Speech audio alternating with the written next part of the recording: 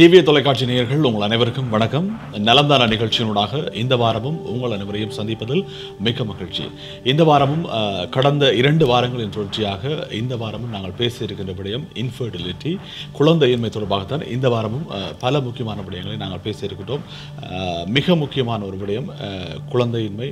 அது தொடர்பான இந்த நோயை எப்படி நாங்கள் கண்டறியலாம், அப்படி பிரச்சனை இருப்பதை எப்படி கண்டறியலாம், அதற்கான ட்ரீட்மெண்ட் என்ன இருக்கின்றது, சிகிச்சை முறைகள் என்ன இருக்கின்றன, இது தொடர்பாக நாங்கள் விரிவாக பேசியிருக்கின்றோம். டாக்டர் ராஜேஷ் லோகன் அவர்கள் இன்றைய தினமும் கலந்து கொண்டு கருத்துக்களை பகிர்ந்து கொள்ள இருக்கின்றார்.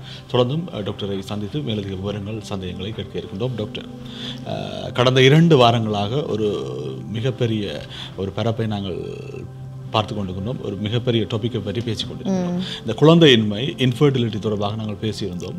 பல விடயங்கள் ஆராயப்பட்டன, பல கேள்விகளை உங்களிடம் கேட்டு தெரிந்து கொண்டிருந்தோம். நிச்சயமாக இதுக்கும் ஒரு தீர்வு முறை தேவை.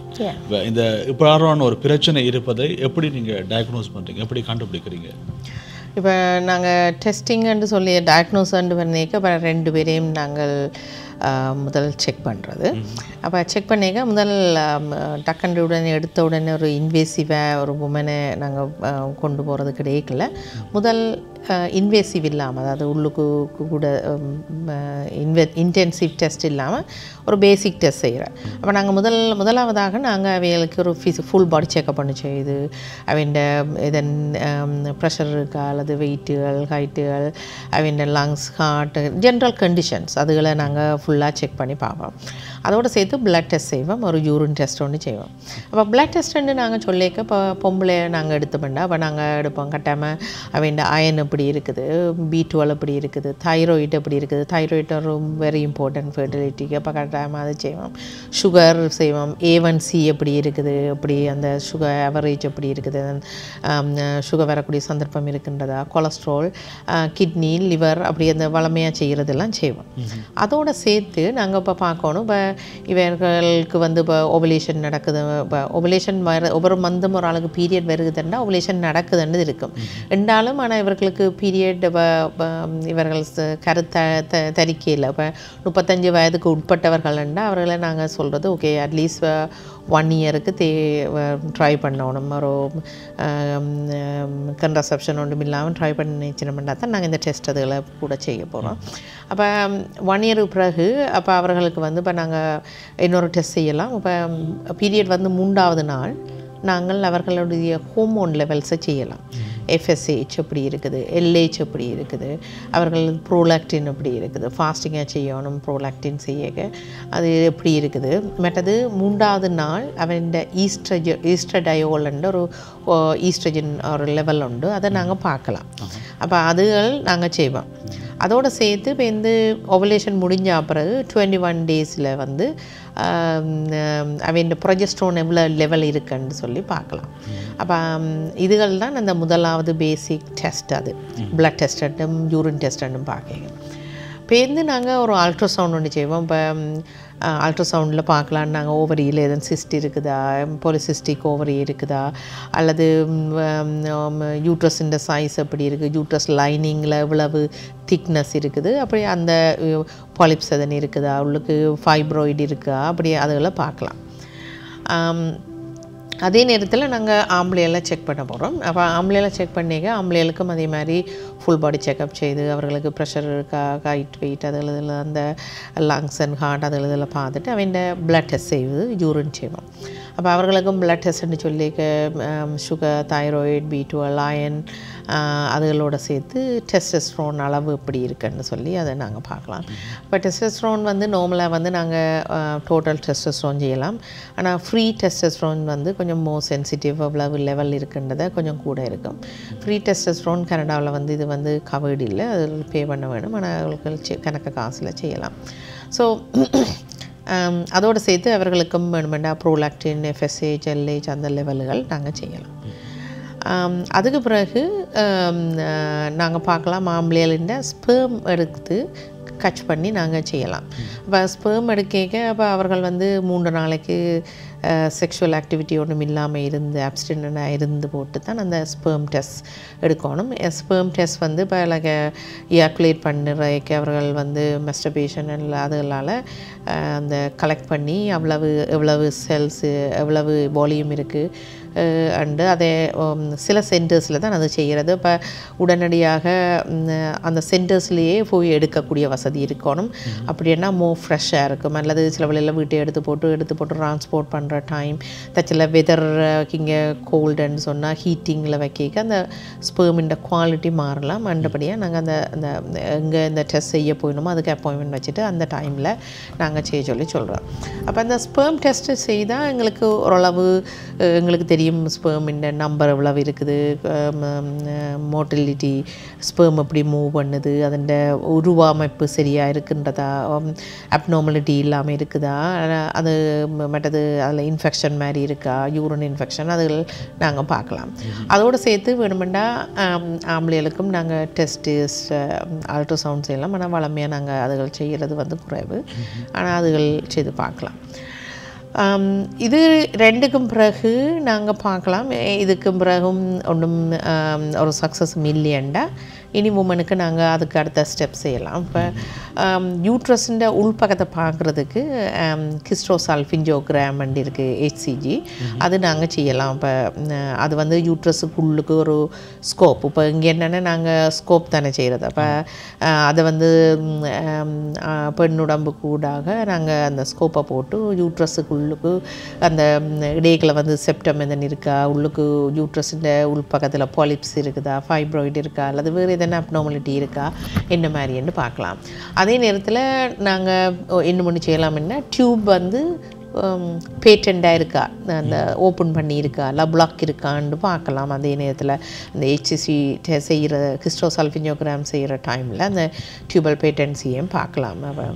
அப்போ அது செய்தால் எங்களுக்கு தெரியும். இப்போ ஓவரி பிளட் டெஸ்ட் அதுகள் எல்லாம் ஓகே, பிளட்டில் FSH LH அதுகள் இருக்குது, ஓவலேஷன் இருக்குண்டா ஓவலேஷன் ஓகே, டியூப் ஓகே, நாங்கள் பார்த்துட்டோம், யூட்ரஸ் ஓகே.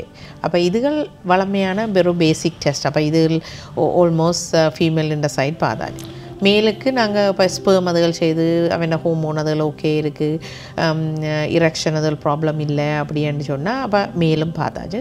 அப்படின்ட்டு பார்க்க சில வேளையில் நாங்கள் இன்வெஸ்டிகேஷன் செய்து கொண்டு இருக்கே அவர்கள் சில வேளையில் கன்சீவ் பண்ணிவிடும். அதுவும் இல்லையண்டா தான் நாங்கள் வந்து அதுக்கு அடுத்த ஸ்டெப்ஸ் போகணும். அடுத்த ஸ்டெப்ஸ் போயிக்க நாங்கள் இப்போ ஸ்பெர்மின்னை வந்து இப்போ டெஸ்ட் மாதிரி வரப்போகுது. இப்போ அடுத்தது இப்போ நாங்கள் பொம்பளைகளுக்கு வந்து இப்போ வளமையாக வந்து ஒவ்வொரு மந்தும் வந்து ஒரு எக் தான் ரிலீஸ் பண்ணுறது. இப்போ நாங்கள் அந்த ஒரு எக்கை ரிலீஸ் பண்ணுறதுக்கு பதிலாக அந்த கொஞ்சம் கூட எக்கை ரிலீஸ் பண்ணத்தக்க மாதிரி அந்த ஓவுலேஷன் டைம் சான்சஸை வந்து கூட்டுறதுக்கு பொம்பளைகளுக்கு வந்து நாங்கள் ஒரு மருந்து கொடுக்கலாம். இப்போ குளோமிட் இருக்குது, அல்லது செரஃபின் இருக்குது, நாங்கள் இப்போ அதை கொடுக்கலாம்.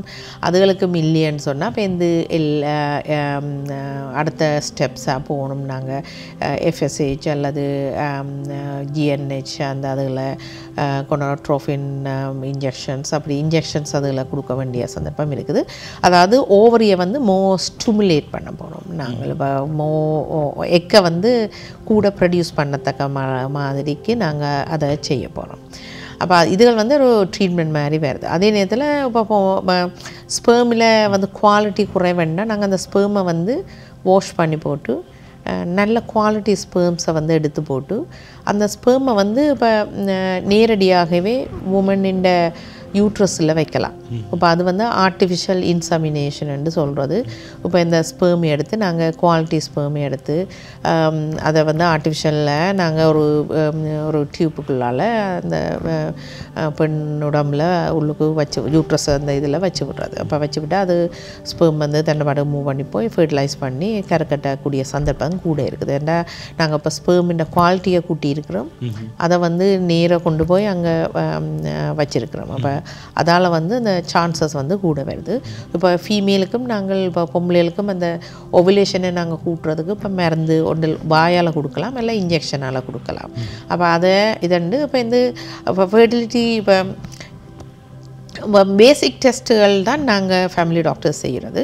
அது செய்து போட்டு நாங்கள் ஸ்பெஷலிஸ்ட்டுக்கு அனுப்புவோம். இப்போ கைனகாலஜி அல்லது ஆப்ஸ்டெட்டிஷியன் அவைக்கு அனுப்பினோம்னா அவைகள் வந்து அதுக்கு அடுத்த பேசிக் டெஸ்ட் அதுகளை செய்வேன். அப்போ அதுகள் செய்து போட்டு அதுகளும் எதன் இஷ்யூன்னு சொல்லி இருந்தால் தான் அவர்கள் வந்து ஃபர்டிலிட்டி ஸ்பெசிஃபிக் சென்டர்ஸ் இருக்குது, ஃபர்டிலிட்டி சென்டர்ஸ் அவை வந்து பேபி இந்த in vitro baby test tube baby அல்லது சொஃபிஸ்டிகேட்டட் டெஸ்ட்டுகள் வந்து அங்கே செய்கிறபடியாக அங்கே வச்சு செய்யக்கூடிய சந்தர்ப்பம் இருக்குது. அப்போ டயக்னோஸ் பண்ணுறது அப்படி என்பது தொடர்பாக தான் நாங்கள் பேசியிருக்கணும். இப்போ இதை பிரச்சனையை வந்து எப்படி நீங்கள் கண்டறிவீங்க என்பது மருத்துவ ரீதியாக சொல்லியிருக்கிறீர்கள். இப்போ இதற்கான ட்ரீட்மெண்ட் எப்படி எடுக்கிறது என்பது தொடர்பாக நாங்கள் பேச வேண்டியிருக்கிறது. இடைவேளைக்கு பிறகு இது தொடர்பாக நாங்கள் பேசலாம். நேர்கள் நீங்கள் பார்த்து கொண்டிருப்பது டிவிஏ தொலைக்காட்சியின் நலம்தான நிகழ்ச்சி. இன்ஃபர்டிலிட்டி, குழந்தையின்மை. இந்த குழந்தையின்மை எப்படி கண்டறியலாம்? ஒருவருக்கு இந்த பிரச்சனை இருக்கிறது, ஆணாக இருக்கலாம் அல்லது பெண்ணாக இருக்கலாம், இவருக்கு இன்ஃபர்டிலிட்டி இருக்கின்றது என்பதை எப்படி கண்டறிவது என்பது தொடர்பாக டாக்டர் ராஜேஷ் லோகன் அவர்கள் சொல்லியிருக்கிறார். அதே போன்று இதற்கான சிகிச்சை முறைகள், ட்ரீட்மெண்ட் என்ன இருக்கின்றது என்பது தொடர்பாக நாங்கள் இடைவேளைக்கு பிறகு பேசியிருக்கின்றோம். ஒரு சிறிய இடைவேளை எடுத்துக்கொண்டு மேலதிகமாக பேசலாம்.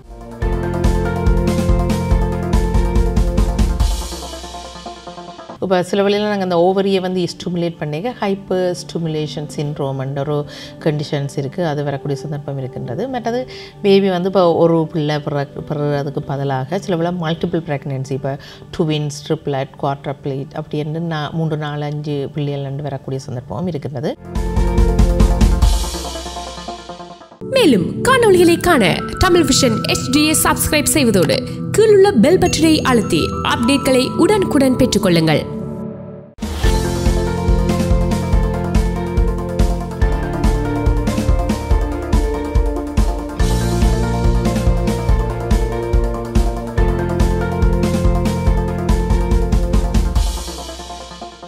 நலம்தான நிகழ்ச்சியினை பார்த்து கொண்டிருக்கிறீர்கள். டிவிஏ தொலைக்காட்சியினூடாக இந்த வாரமும் நாங்கள் ஒரு முக்கியமான விடயம் தொடர்பாக பேசிக் கொண்டிருக்கின்றோம்.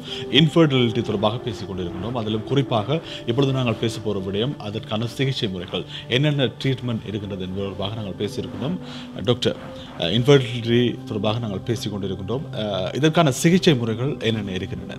உண்மையில் இந்த சிகிச்சை முறையின் மூலம் மீள அவர்கள் ஒரு குழந்தையை பெற்றுக்கொள்வதற்கான வாய்ப்பு இருக்கின்றதா? ஆமாம், நிறைய இருக்கின்றது. இப்போ நிறைய டெக்னாலஜி இருக்குது, மருந்துகள் இருக்குது, நிறைய ஆப்பர்ச்சுனிட்டி இருக்குது. ஸோ ஆனால் ஆட்கள் வந்து இப்போ திடீரென்று சில வழியில் ஒர்க் பண்ணாது, ஆனால் திரும்ப செய்ய வேண்டி வரும். ஆனால் திரும்ப அவர்கள் செய்தார்கள் என்றால் சக்ஸஸ் நிறைய இருக்குது. இப்போ முந்தினதை விடைக்க இப்போ நாங்கள் பார்த்தோம்னா சக்ஸஸ் வந்து நிறைய இருக்குது. இப்போ ஃபர்டிலிட்டி IVF வந்து இன்விட்ரோ ஃபர்டிலைசேஷன் வந்து முந்தி வந்து உண்மையில் வந்து 10% இருந்து 15% இருந்து 30% வந்து 35%, சில சென்டர்ஸ் சொல்லிதான் தங்கட வந்து 50-55% சான்சஸ் கூட இருக்கு. அப்போ இந்த ட்ரீட்மெண்ட்டுக்கு இப்போ ஓஹிப்பெல்லாம் ஹவ் பண்ணுமா? சில கண்டிஷன்ஸ், மெடிக்கல் கண்டிஷன்ஸுக்கு வந்து கவர்டு இருக்குது. இப்போ டியூப் வந்து பாயில் 2 பக்கம் பிளாக் இருக்குது அண்டா உமன் கன்சீவ் பண்ணிடலாம், உமனுக்கு கட்டாமல் ஹெல்ப் பண்ணணும். இப்போ அப்போ அப்படியான சில இது வந்து அதுக்கு வேறு விதத்தில் நேச்சுரலாக அல்லது சில மருந்துகளை ஓரலாக கொடுக்குற மருந்துகளோடு அவர்கள் கன்சீவ் பண்ணிடலாம். இப்போ கிட்டல வந்து இப்போ இன்னும் கொஞ்சம் கூட வந்து ஹிப் கவர்டு இது இருக்குது. அந்த சில கண்டிஷன்ஸ், அந்த பிளாக் டியூப்ஸ் அல்லது ஏதாவது ஒரு எண்டோமெட்ரியோசிஸ் அல்ல ஓவரி அது எழுதுறதுன்றா அதுகளுக்கு ஹிப்புக்கு எழுதி டாக்டர் அப்ரூவல் எடுத்து செய்யலாம். இப்போ ஞாபகமான பேர் இப்போ அதில் கவர்ட் பண்ணப்படுது. டேக்கில் வந்து எல்லாம் கட் பண்ணியிருந்தது, ஆனால் இப்போ திருப்பி சில இதுகள் ப்ரொசீஜர்ஸ் வந்து இருக்குது. அப்போ நாங்கள் இன்வெஸ்டிகேஷன் பார்க்க இப்போ முதலாவது நாங்கள் பிளட் செய்தாங்க. பிளட்டில் வந்து ஏதாவது ப்ராப்ளம் இருக்காண்டா, அப்போ அயன் குறைவாக இருந்தால் அயனை வந்து ட்ரீட்மெண்ட் கொடுப்போம். தைராய்டு வந்து வெரி இம்பார்ட்டன்ட். அப்போ நார்மலாக வந்து நாங்கள் தைராய்டை வந்து லைக் வெரி கண்ட்ரோலாக இருக்கணும். ஆக்கள் வந்து எம்டி ஸ்டொமக்கில் மார்னிங்ஸில் எடுக்கணும், எடுத்து போட்டு பிளட் டெஸ்ட்டை செய்து பார்க்கணும். அந்த உமன் வந்து சில ப்ரெக்னெண்ட்டாக வந்தால் அந்த தைராய்டின் லெவலை வந்து நாங்கள் ஒரு 30% கூட்டணும். தைராக்சின் மருந்தை வந்து உடனே வந்து நாங்கள் 30% கூட்டி அவர்கள் எவ்ரி 2-3 மந்த்ஸ் வந்து அந்த தைராக்சின் லெவலை வந்து நாங்கள் மானிட்டர் பண்ணி என்ன பேபி வளர வளர அந்த டிமாண்டும் வந்து கூடிக்கொண்டு போகும். அந்த பேபிக்கு வந்து அந்த தைராக்சின் வந்து காணாமல் வந்து அப்போ மதருக்கே காணாது, பிள்ளைக்கும் காணாமல் வந்தால் கிரிட்டினிசம்ன்ற ஒரு பேபி வந்து ஒரு அப்நார்மலிட்டியோட பிறக்கக்கூடிய சந்தர்ப்பம் இருக்குது. ஈஸியாக ட்ரீட்மெண்ட் கொடுக்குறது வந்து அதை வந்து நாங்கள் அப்நார்மலிட்டியை தடுக்கக்கூடிய சந்தர்ப்பம் இருக்குது. அப்போ தைராய்டு இருந்தால், சுகர் இருந்தால் நாங்கள் சுகரை கண்ட்ரோல் பண்ணி நல்ல அண்டர் கண்ட்ரோலில் வந்து நாங்கள் இன்சுலினில் போட்டு அதை நல்ல கண்ட்ரோலில் வச்சுருக்கணும். ப்ரெஷர் இருந்தால் அதுக்கு தக்க மாதிரி ப்ரெஷருக்கு மருந்து ப்ரெக்னென்சி டைமில் கொடுக்கக்கூடிய மருந்துக்கு மாற்றி அதுகளுக்கு செய்யணும். மற்றது வந்து இப்போ ஓவலேஷன் குறைவாக இருக்குதுண்டா அல்லது ப்ரீ டயபெட்டிஸ் லெவலில் அல்லது மெட்டபாலிக் சிண்ட்ரோம் இருக்குது, பாலிசிஸ்டிக் ஓவரி இருக்குண்டா நாங்கள் உமனுக்கு வந்து மெட்ஃபோமின் கொடுக்கலாம். அதால் வந்து ஓவலேஷன் சந்தர்ப்பத்தை வந்து நாங்கள் கூட்டுறோம். அதால் நேச்சுரலாகவே அவர்கள் ஓவலேட் பண்ணக்கூடிய சந்தர்ப்பம் இருக்கின்றது. அதோடு சேர்த்து நாங்கள் மெட்ஃபோமினோட சேர்த்து குளோமிடோ செரஃபின் அப்படியான மருந்துகளையும் கொடுக்கக்கூடிய சந்தர்ப்பம் இருக்கின்றது. அதை விட உமன்ட தச்சலை இப்போ ஓவரியில் சிஸ்ட் இருக்குன்னு சொல்லி சொன்னால் அல்லது யூட்ரஸுக்கு உள்ளுக்கு நடுவில் செப்டம் இருக்குது, இல்லை ஃபைப்ராய்டு இருக்குது. அந்த ஃபைப்ராய்டு வந்து எல்லா ஃபைப்ராய்டுக்கும் நாங்கள் ட்ரீட்மெண்ட் உடனே கட்டாமல் செய்யணும் இல்லை. அது எங்கே இருக்குது எவ்வளோ சைஸ்ன்றதை பொறுத்து. இப்போ கெற்பப்பைக்கு உள்ளுக்கு இருக்கா, நடுவில் இருக்கா, உள்ளுக்கு இருக்கா, வெளியில் இருக்கான்றதை பொறுத்து, எவ்வளோ சைஸ்ன்றதையும் பொறுத்து. மற்ற சிலவில் ஃபைப்ராய்டு வந்து டியூப்பில் இருக்கலாம் அல்லது வந்து சர்வீக்ஸில் இருக்கலாம். அப்போ அப்படியானதுகள்ண்டா அதுகளுக்குரிய சர்ஜரியை வந்து கைனகாலஜிஸ்ட் செய்வினோம். எண்டோமெட்ரியோசிஸ்ண்டா எண்டோமெட்ரியோஸ் அந்த சிஸ்டண்ட் அதுகள் எல்லாத்தையும் கிளியர் பண்ணி அதுகளையும் லெப்ரோஸ்கோபி கூட செய்வார்கள். அதை கிளியர் பண்ணி எல்லாம் அதை தன்பாங்க. அப்போ அது முதலாவது சர்ஜரி. அது முடிய பேருந்து மருந்தை கொடுத்து ஓவலேஷன் அதில் வந்து இன்டியூஸ் பண்ணி அந்த ட்ரீட்மெண்ட் அதை செய்வார்கள். அப்போ நார்மல் மெத்தடும் ஓரல் மெடிக்கேஷனோடு செய்யலாம் அல்லது இன்ஜெக்ஷன்ஸ் அதோடு செய்யலாம். அல்லது இப்போ மேல் ஃபேக்டரும் இருக்குன்னு சொன்னால் இப்போ IUI செய்யலாம், ஆர்டிஃபிஷியல் இன்சமினேஷன் செய்யலாம், அல்லது இன்ட்ராசைட்டோபிளாஸ்மிக் இன்சர்ஷன் இருக்குது அதுவும் செய்யலாம். அல்லது இப்போ அதுகளெல்லாம் வந்து ஃபெயில் பண்ணிச்சுதுண்டா அடுத்த ஸ்டெப்பை இன்விட்ரோ ஃபெர்டிலைசேஷன் டெஸ்ட் டியூப் பேபின்னு சொல்கிறது. இப்போ எக்கை வந்து இப்போ இன்ஜெக்ஷன் இப்போ முதல் வந்து பேபின்ற உமனுக்கு வந்து இன்ஜெக்ஷனை கொடுத்து, அதாவது LH அல்லது ஏதாவது FSH அந்த ரெண்டும் மிக்ஸ் பண்ண அதை வந்து கைனகாலஜிஸ்ட் வந்து டிசைட் எது கொடுக்குறேன்னு சொல்லி அப்போ அதை கொடுத்து இப்போ கிட்டத்தட்ட 8 தொடக்கம் 11 நாளுக்கு அந்த இன்ஜெக்ஷன்ஸை வந்து கொடுக்குறது. அதை கொடுத்தா நோபலை விட கூட வந்து அந்த ஃபாலிக்கிள்ஸை வந்து உருவாக்கி போட்டு வந்து என்ன செய்யணும்னா வஜைனா கூடாக அந்த ஓவரியில் இருந்து எக்கை வந்து ரிட்ரீவ் பண்ணுறது எடுக்கிறது. அந்த இன்ஜெக்ஷன் சிரிஞ்சஸ் கூட எடுக்கலாம். அதை எடுத்து போட்டு அதை வந்து ஒரு டிஷ்ஷில் வச்சு ஸ்பெர்மை வாஷ் பண்ணி க்ளீன் பண்ணி குவாலிட்டியான ஸ்பெர்மை எடுத்து ரெண்டையும் வச்சு இதில் வந்து மிக்ஸ் பண்ணி அதை ஃபெர்டிலைஸ் பண்ணி போட்டு பேருந்து அதை அந்த ஃபெர்டிலைஸ் பண்ண எக் வந்து வளர எக்க திருப்பி உமன் அதே நேரத்தில் உமனுக்கு அந்த இன்ஜெக்ஷன்ஸ் போட்டு அந்த யூட்ரஸை வந்து ப்ரிப்பேர் பண்ணி கொண்டு வந்தால் இதை வந்து திருப்பி அந்த பெண்ணின் உடம்பில் வந்து திருப்பி வச்சா அது பேபி அது வளர்ந்து கொண்டு போகும். அப்போ அது வந்து பிளட் டெஸ்ட்டை செய்து ப்ரெக்னென்சி டெஸ்ட்டை பார்த்து அது இப்போ இந்த நார்மல் ப்ரெக்னென்சி மாதிரி வரக்கூடிய சந்தர்ப்பம் இருக்குது. அப்போ இதுதான் டெஸ்ட் டியூப் பேபி.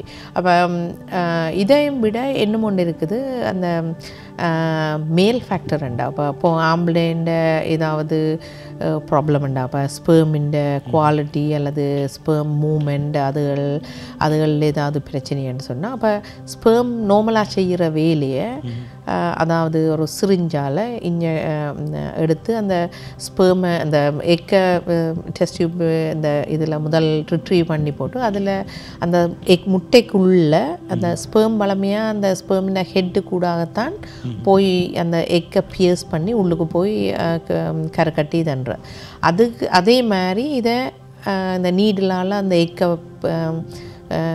குத்தி அதை உள்ளுக்கு அந்த இதோட நிறப்பொருள் அதை உள்ளுக்கு டிபாசிட் பண்ணி அதை மிக்ஸ் பண்ணி ஃபெர்டிலைஸ் பண்ணுறது. அப்போ நாங்கள் அதுக்கு வந்து கூட சந்தர்ப்பம் இருக்குது. இதில் பேபி வந்து உருவாகுது. டெஸ்ட் டியூப் பேபி பேபி உருவாக்கத்தில் வந்து அந்த குறித்த அந்த பெண்களுக்கு கருக்கலைவு ஏற்படுவதற்கான வாய்ப்பு அதிகமாக இருப்பதாக சொல்லப்படுகிறது. அது உண்மையா இல்லை, அது என்னென்னா டெஸ்ட் டியூபுக்கு போய்க்க அதிகமான உமன் வந்து ஏஜ் ஆனதாக தான் இருக்கும். அப்போ ஏஜ் ஆகிருக்க சில வேளையில் இப்போ ஸ்பெர்மல் ஆன்டிபாடி அவன் பாடியிலேயும் இருக்குதுன்னு சொன்னால் சில வேளை ரிஜெக்ட் பண்ணக்கூடிய சந்தர்ப்பம் இருக்குது.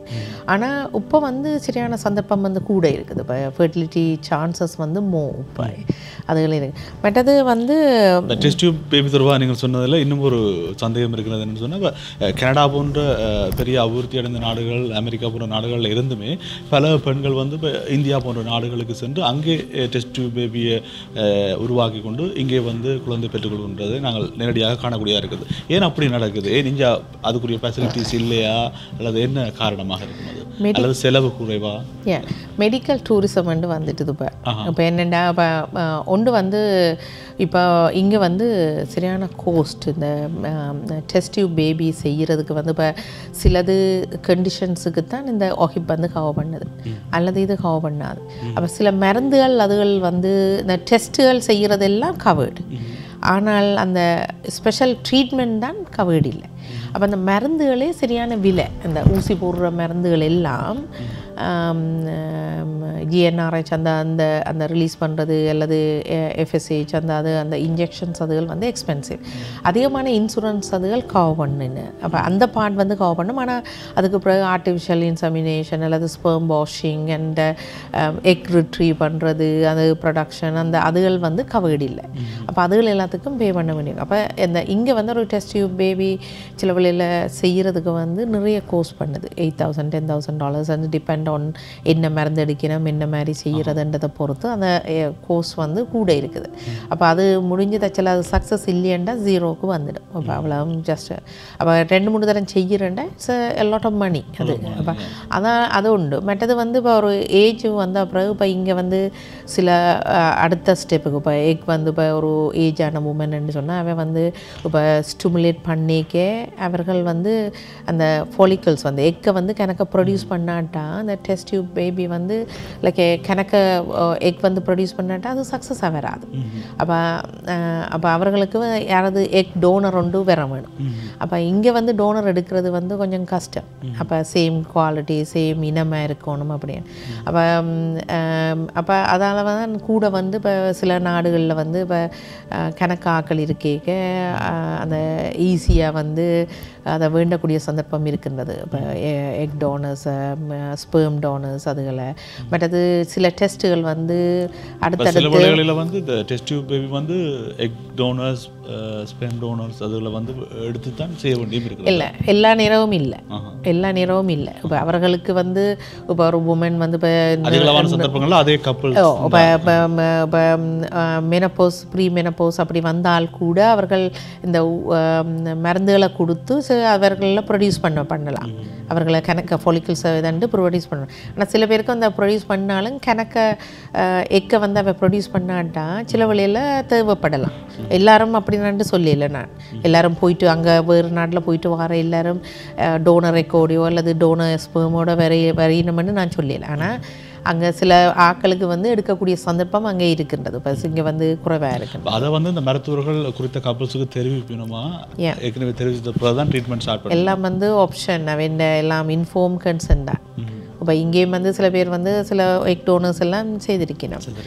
அப்போ அதுகள் எல்லாம் வந்து டாக்குமெண்ட் பண்ணி இங்கே வந்து வேறு எதிக்கல் வந்து லீகல் அந்த இதுகளாக இருக்குது தானே, லீகல் இஷ்யூஸ் எல்லாம் இந்த நாளைக்கு. அது மாதிரி இப்போ அங்கே ஒரு குறிப்பிட்ட காலம் ட்ரீட்மெண்ட் எடுத்து போட்டு அவர் வந்து இங்கே குழந்தையை பெற்றுக்கொள்கின்ற போது இப்போ மெடிக்கல் வைஸ் நீங்கள் காம்ப்ளிகேட்டடாக இருக்காது. அங்கே அவையில் எடுத்து அந்த ரிப்போர்ட்ஸோட இங்கே வச்சு நீங்கள் ஒரு விதமான பிரச்சனையும் இல்லை. அப்போ ஆக்கள் வந்து மற்றது வந்து இங்கே இப்போ அங்கே என்ன இப்போ இன்றைக்கு நீங்கள் போய் பார்த்தீங்கன்னா நாளைக்கு உடனே ஆப்ரேஷன் உண்டு டக்குண்டு அரேஞ்ச் பண்ணி என்ன ப்ரைவேட்டாக தான் நான் அதெல்லாம் வச்சுருக்குறாங்க. அப்போ நீங்கள் எல்லாம் பே பண்ணுறபடியே அவன் தங்களோட ஓன் லேப்லேயே இன்றைக்கு நான் பார்த்தா நாளைக்கு சர்ஜரி, நாளண்டைக்கு இது அதில் ரிகவர் பண்ணின உடனே டெஸ்ட் டியூப் பேபி ஒரு 2-3 வீக்ஸ் ரிகவர் பண்ணி விட்டு வந்த உடனே அடுத்தடுத்த ப்ரோக்ராம் வந்து பக்கண்டு சில விஷயங்கள் நடந்தது. அப்போ அதே சில பேருக்கு விருப்பம். அப்போ ஆனால் சில பேருக்கு இல்லை அவர்களுக்கு மருந்து அது கொடுக்கணும் அப்படின்ற அந்த ஒவ்வொரு ஆப்ஷன் பர்சனல் வியூஸ் தானே இருக்குது. ஆனால் சில பேர் ஞாபகமாக்கள் போயிட்டு அங்கே பேபி கன்சீவ் பண்ணிவிட்டு இங்கே வந்து பேபி டெலிவர் பண்ணியிருக்கிறாங்க. என்னென்னா இங்கே வந்து கனடியன் போனை வர்றதுக்காக இங்கே வந்து செய்கிறாங்க. ஒரு விதமான பிரச்சனையும் இல்லை. அங்கே செய்தால் அங்கே தான் டெலிவர் பண்ணணுமா இல்லை இங்கே டெலிவர் பண்ணணுமா இல்லை. சில பேர் நிற்கிறது என்னென்னா இப்போ உண்மையில் வந்து இந்த லாங் டிஸ்டன்ஸ் தானே இப்போ இந்தியா அப்படியே தான் அதிகமான எங்கட தமிழாக்கள் வந்து கூட இந்தியா போய் செய்கிறது. அப்போ அந்த லாங் ட்ராவல் அப்போ சில வேளையில் இப்போ கம்ப்ளிகேஷன் கூட உள்ள உமன்ண்டா சில வேளையில் கம்ப்ளிகேஷன் வரலாமண்டா. ஆனால் அந்த முதல் ஒரு 3-4 months தான் அந்த அபோர்ஷன் இல்லை மிஸ்கரேஜ் அதில் வரக்கூடிய சந்தர்ப்பம். அதுகள் வந்தால் அந்த முதல் செய்யக்கூடிய டெஸ்ட்டுகள் எல்லாம் செய்து பார்த்தா இப்போ இந்த ஆக்கள் வந்து ட்ராவல் பண்ண நடு 3 months அதிகமான ஆக்கள் வந்து கம்ப்ளிகேஷன் குறைஞ்ச காலம் ட்ராவல் பண்ணிக்க கம்ப்ளிகேஷன் வாரது சந்தர்ப்பமும் குறைவாக இருக்கிறபடி அந்த நேரங்களில் அதிகமான ஆக்கள் வரி நம்ம பார்த்துருமே. பட் இந்த இன்னொரு ஐவிஎஃப்ல இன்னொரு நன்மை என்னென்னா அந்த ப்ரீ இம்ப்ளான்டேஷன் ஜெனட்டிக் டெஸ்ட் செய்யலாம். இப்போ வளரப்போகிற பேபி வந்து ஏதாவது குரோமோசோமல் அப்நார்மலிட்டி எதுன்னு இருக்குதா என்றதை கூட நாங்கள் இப்போ அந்த லேபில் வச்சு அவங்க செய்து செக் பண்ணி போட்டு தான் வைக்கணும். அப்போ பேபி அப்நார்மலிட்டி பிறக்கிற சந்தர்ப்பமும் வந்து குறையுது இப்போ இதில். அப்போ டெக்னாலஜி வந்து நல்லா கூட எங்கேயோ வந்துட்டுது. நாங்கள் இப்போ வரலாம். அப்போ ஒரு ஆளுக்கு வந்து இப்போ தச்சலாவே கேக் இல்லையண்டா எக் டோனரோட செய்யலாம். அது கிஃப்ட் சொல்கிறது. ஒருவர் வந்து ஏதோ ஒரு காரணத்தால் கருப்பை அவருக்கு இல்லாமல் இருக்கலாம். அவர் கூட ஒரு வாடகை தாய் மூலம் குழந்தையை பெற்றுக்கொள்வதற்கான வாய்ப்பு கூட இருக்குதா? ஆமாம். இப்போ ஒரு ஆள் வந்து ஏதாவது ஒரு மெடிக்கல் கண்டிஷனால் அவ வந்து இப்போ கன்சீவ் பண்ண இயலாது. அப்போ அவை கன்சீவ் பண்ணினா அவன் லைஃபுக்கு அல்லது அவன் மெடிக்கல் கண்டிஷனுக்கு கூடாதுண்டா அவர்கள் இன்னொரு உமன் உண்டாக எடுத்து அந்த டெஸ்ட் டியூப் மூலம் அவன் ஸ்பெர்மும் முட்டையும் வந்து கருக்கட்டு பண்ணி போட்டு அந்த எம்ப்ரியோ வந்து இன்னொரு உமனில் வச்சு பேபியை வளர்த்து போட்டு வந்து அதை பேபி டெலிவர் பண்ணினோடனே they could have the baby too. அப்போ நிறைய டெக்னாலஜி எங்கேயோ எல்லாம் போயிட்டுது. இப்போ நிகழ்ச்சியினுடைய நிறைவு கட்டத்துக்கு வந்திருக்கின்றோம். நிகழ்ச்சியினுடைய நிறைவாக ஏதாவது குறிப்பிடத்தக்க விடயங்கள் இருக்கின்றனவா? இப்போ இந்த ட்ரீட்மெண்ட் நாங்கள் செய்யக்க சில வழியில் கம்ப்ளிகேஷன்ஸ் அதுகள் வாருது. இப்போ சில வழியில் நாங்கள் அந்த ஓவரியை வந்து ஸ்டிமுலேட் பண்ணிக்க ஹைப்பர் ஸ்டிமுலேஷன் சின்ட்ரோம்ன்ற ஒரு கண்டிஷன்ஸ் இருக்குது. அது வரக்கூடிய சந்தர்ப்பம் இருக்கின்றது. மற்றது பேபி வந்து இப்போ ஒரு பிள்ளை பிறகு பதிலாக சில வேளை மல்டிபிள் ப்ரெக்னென்சி இப்போ ட்வின்ஸ் ட்ரிப்ளட் குவாட்ரப்ளேட் அப்படி என்று 3-4-5 பிள்ளைகள் வரக்கூடிய சந்தர்ப்பம் இருக்கின்றது. ஆனால் அதுகளை வந்து இப்போ இந்த நாங்கள் அவை வந்து இந்த வைக்கிறதுக்கு சில வழியில் இந்த குறைக்கலாம். இப்போ சில வேளையில் 5 பிள்ளை வந்தால் கூட சில வேளையில் இங்கே டெக்னாலஜி இருக்குது. அந்த பிள்ளைன்ற நம்பரை குறைக்கிறதுக்கு கூட டெக்னாலஜி இருக்குது. ஒரு குறிப்பிட்ட டைமில் அதை செய்யலாம். மற்றது வந்து ஒரு எதிக்கல்லையும் சில இஷ்யூஸ் இருக்குது. இப்போ சில ஆக்கள் சொல்கிறது இப்போ ஓகே நாங்கள் ஓவத்தை இப்போ எம்ப்ரியோவை ப்ரொடியூஸ் பண்ணுறோம். அப்போ எம்ப்ரியோன்றது ஒரு ஏர்லி ஸ்டேஜ் ஆஃப் பேபி மாதிரி தானே. அப்போ அதை நாங்கள் நிறைய வந்து ஃப்ரீஸ் பண்ணி பேருந்து நாங்கள் பாவிக்கிறதுக்கு பயப்படுது. அப்போ அது இப்போ ஒரு ஆளுக்கு வந்து இப்போ தச்சலாவர்கள் ஒரு 8 எம்ப்ரியோவை வச்சுருந்துச்சுனோம்டா இப்போ 2-3 பிள்ளை வந்துட்டுது. இனிமேல் அவர்களுக்கு 3 பிள்ளைக்கு மேலே வேணும்டா அங்கே அந்த ஏற்கனவே 5 எம்ப்ரியோவை நாங்கள் ஃப்ரீசருக்குள்ளே வச்சுருக்குறோம். அப்போ அந்த எம்ப்ரியோவை நாங்கள் என்ன செய்ய போகிறோம்? அதை வந்து வீசுபடும். இப்போ அதை இன்னொரு ஆளுக்கு வைக்க இயலாது. ஏன்னா அது வந்து இந்த ஜெனட்டிக்ஸ் இன்ஃபர்மேஷனும் இந்த ஜெனட்டிக் இன்ஃபர்மேஷனும் டிஃப்ரெண்ட்ன்றபடியாக இன்னொரு ஆளுக்கு நாங்கள் எதிக்கலாக வைக்க இயலாது. அது லீகல் ப்ராப்ளம். அப்போ அந்த அவ்வளவு எம்ப்ரியோயும் வந்து டிஸ்ட்ராய் பண்ணப்பட போகுது. அப்போ டிஸ்ட்ராய் பண்ணுறத இப்போ அந்த சில ஆன்டி அபோர்ஷன் குரூப்ஸ் அவைக்கு வந்து இப்போ இது வந்து பிள்ளையானது மோரலி எதிக்கலி வந்து கொஞ்சம் ரோங் அந்த மாதிரி. அப்போ மற்றது நாங்கள் அந்த ப்ரீ இம்ப்ளான்டேஷன் டெஸ்டிங் ஜீன் டெஸ்ட்டை செய்கிறது வந்து இப்போ சில பேர் வந்து அதை விரும்புகிற இல்லை இந்த செலெக்ஷன் அந்த மாதிரி நேச்சுரல் ப்ரோசஸ்லேருந்து நாங்கள் வித்தியாசப்படுதுன்னு சொல்லி அப்போ சில மோரல் எதிக்கல் இஷ்யூஸ் இருக்குது. ஆனால் ஜென்ரலி வந்து it's a good process and woman வந்து வீணாக சர்வ் பண்ண தேவையில்லை. அதுக்கு ஒரு ஆப்ஷன்ஸ் இருக்குது. நல்ல ப்ரோசஸ். பல விடயங்கள் தொடர்பாக இன்றைய தினம் நாங்கள் பேசியிருந்தோம். இன்ஃபர்டிலிட்டி என்பது சமூகத்தில் இருக்கிற ஒரு முக்கியமான பிரச்சனை. எனவே இது தொடர்பாக பல விளக்கங்களை நீங்கள் தந்திருக்கின்றீர்கள். பலருக்கும் இது பயனுள்ள கருத்துக்களாக அமைந்திருக்கும். நிச்சயமாக அவர்களும் இதன் மூலம் பயன்பெற்றுக் கொள்வார்கள் நம்புகின்றோம். இன்றைய தினம் எங்களுடைய கலையத்துக்கு வருகிறது கருத்துக்களை பகிர்ந்து கொண்டமைக்கு மனமார்ந்த நன்றி டாக்டர். மீண்டும் சந்திக்கலாம். சந்திப்போம். நேர்கள் இதுவரை பார்த்தது உங்கள் அபிமான டிவி தொலைக்காட்சியின் நலந்தான நிகழ்ச்சி. இந்த வாரம் கடந்த 2 வாரங்களின் தொடர்ச்சியாக இந்த வாரமும் நாங்கள் பேசியிருந்த ஒரு முக்கியமான விடயம் குழந்தையின்மை, இன்ஃபர்டிலிட்டி. பல விடயங்களை டாக்டர் ராஜேஷ் லோகன் அவர்கள் கலந்து கொண்டு பகிர்ந்திருந்தார். நிச்சயமாக நீங்களும் பயன்பெற்றிருப்பீர்கள். சமூக வலைத்தளங்களூடாக நீங்கள் உங்களோடும் மாத்திரமன்றி மற்றவர்களோடும் இதனை பகிர்ந்து கொள்ளுங்கள். அது மாத்திரமன்றி யூடியூப்புக்கும் சென்று இந்த நிகழ்ச்சிகளை நீங்கள் தவறவிட்டால் பார்க்கக்கூடியதாக இருக்கும். மீண்டும் அடுத்த வாரம் உங்களை சந்திக்கும் வரை நன்றி கூறி விடைபெற்றுக் கொள்கிறோம். நன்றி கூறி விடைபெற்றுக் கொள்ளும் நான் நன்றி உங்கள் அன்பின் ராஜன் ஆண்டன். நன்றி, வணக்கம்.